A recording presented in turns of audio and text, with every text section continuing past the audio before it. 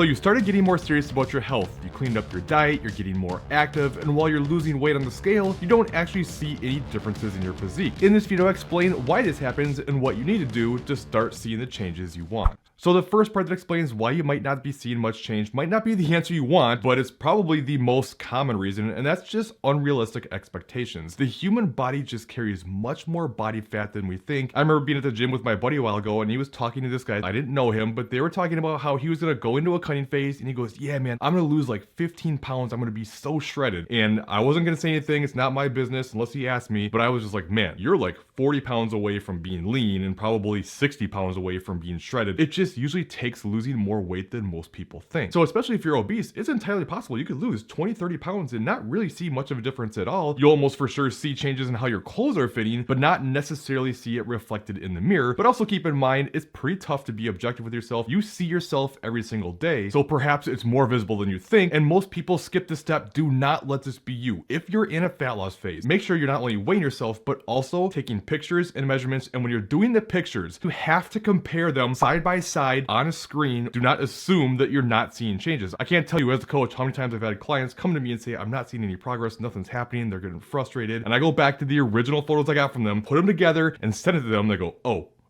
never mind, because there's huge changes happening. It's just hard to see in yourself. But again, it's certainly possible you aren't actually seeing any changes. So what do you have to do if that's the case? The short answer is you need to be patient, understand you gotta lose more weight, and in time, these changes will become bigger. So understand in the beginning phases, every pound you lose is gonna mean very little in terms of actual visual changes. But the good news is it's gonna be much easier to lose weight in the beginning stages. Down the road, every pound is gonna make a bigger visual change, but it's gonna be a lot harder to get off because you have much less energy reserve. And it just makes sense because when you have more weight to lose, every pound is a smaller percentage. The best way I like to illustrate this is with a roll of paper towels. If one little sheet is 1 pound, you take that off, you're not really gonna see much of a difference. But the more sheets you take off, it's gonna make a bigger difference. So when you're at the beginning, it's not gonna make a big difference. If you're in the middle here, the changes are gonna be much more drastic. And once you get completely shredded, they're huge. A lot of that too is because if you have more body fat, the muscles underneath that fat aren't being shown yet. And as you strip more of that fat off and get closer to the actual muscle tissue, it's gonna look much more defined and the visual changes will be much greater. Now, with all that being said, there could be some things about the strategies you're taking to lose weight that could be making things go much poorer. For instance, if you're taking extreme measures, going super low carb, what you don't understand is carbs are stored in the body in the form of glycogen. And for every gram of glycogen that you have, it's also accompanied by 3 grams of water. So you hold a lot of water weight. And if you go super low carb, you're gonna use up a lot of that glycogen and water, and you're gonna see a big drop in the scale initially. And while some of that will probably be body fat, a lot of that is just water weight, and that's not going to do anything for the visual changes you see. And to make things worse, that glycogen in your body is actually the storage form of energy that you use. So now you have no energy levels, probably feel ultra restricted from this extreme approach, and you're just likely to rebound anyways, but that's a topic for a different video. But the point is, extreme measures, not the answer. It's just going to slow your metabolism down, make it almost impossible to keep losing weight, and make the process miserable. The other thing you might be doing wrong is not relying on any form of resistance training, only using cardio. And not only are you not building any muscle, but you're probably sacrificing some of the muscle you do have. This is going to harm your body composition. Adding muscle is one of the best things you can do for your metabolism. So a lot of times you see people who do lose a lot of weight and they get this kind of saggy look. Oftentimes it's because of the extreme approach, no training, all cardio. So I understand you may not have a desire to look like a bodybuilder or anything, but trust me, it's not that easy. And unless you're doing this for years and you're intentionally doing it, you're not going to get way too big or bulky or anything. It's not going to happen by accident. And making sure you do everything to build and keep as much muscle as possible is one of the best things you can do to make sure you get the body you want. So to make sure you're not losing muscle while in your dieting phase, make sure you check out this top video up here. Otherwise, I think you'll like this bottom video instead, and I'll see you in one of those other videos.